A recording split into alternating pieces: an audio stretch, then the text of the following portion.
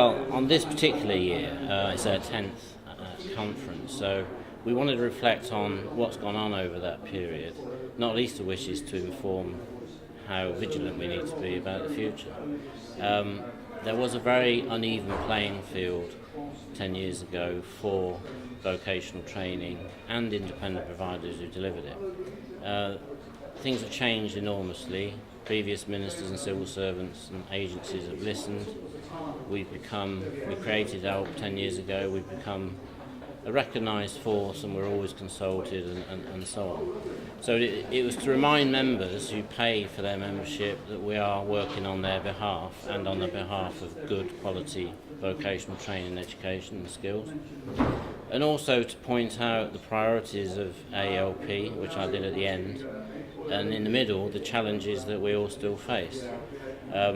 So one of the major messages to government is the way I put it around preparatory training, which is unemployed people, but particularly young people. They stopped some of the previous programmes, which admittedly weren't perfect, but it's like taking away the scaffolding before you put the roof on. And we really need to create a good preparatory training programme. And what went with that message was also about the join-up between different government departments, be they Department of Work and Pensions, who deal with unemployed people, but only really when they get to 18, between DFE, Department for Education, who are responsible up to 18, including those people unemployed, and in the middle, BIS, who are responsible for apprenticeships, skills, further education, and so on. BIS and DWP work quite well together. We had a good speaker, a director from DFE this year, David Russell, that was excellent. But I think everyone recognises we do need to create either a pre-apprenticeship programme or preparatory training. The reason I prefer, and I think it's important to prefer preparatory training compared to pre-apprenticeships is this. Not every employer will do an apprenticeship or get involved, and it's not appropriate for everybody. And indeed, most employers aren't involved, which is why we're trying to grow it. So I think it's potentially misleading for parents and young people if they go on a pre-apprenticeship programme and then don't go on to an apprenticeship. It's about preparing for the world of work, and that could involve good quality vocational training leading to qualifications, combined with employability skills and being prepared for the workplace. And I think I also made the message at school they really need to be prepared for the workplace. We don't do enough around employer visits, work experience, and just talking about when they leave, whether that's at 16 or 18 or after university.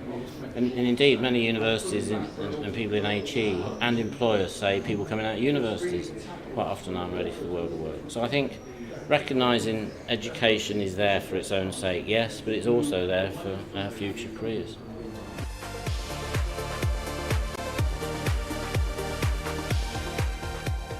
The agencies contract with prime contractors, colleges, independent providers, private, third sector and so on. And many of us subcontract to each other. So for example, in my own company, we run some DWP programs and we subcontract to some colleges.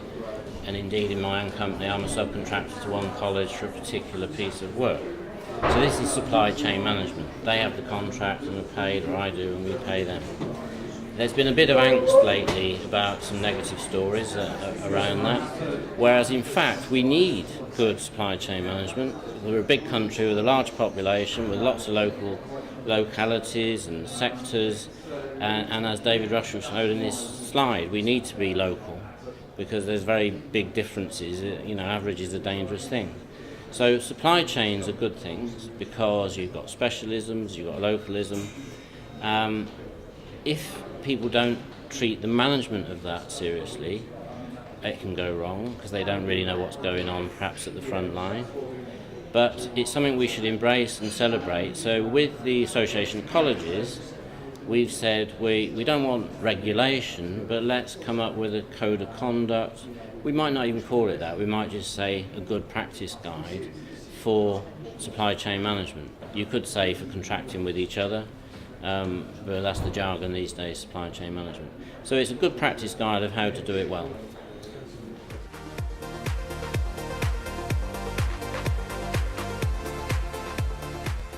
Oh, blimey, that's a difficult one, especially looking 10 years ahead. I don't believe in long-term plans, by the way, even in my own business. I think we always have to be opportunistic and on guard, recognise what we're there for. I think looking in the medium long term, the major changes in education and training, major shifts from public sector to private or independent, be it at school level, higher education. Employers want to be and should be increasingly involved, vocational training and higher education. So I think the marketplace is going to get more complicated and more interesting, actually, and the consumers will increasingly, and they already are, be more and more discerning. The state will probably pay for less, or some of the things it pays for now it might not pay for in the future, and quite rightly people are going to want to know what they're getting for their money.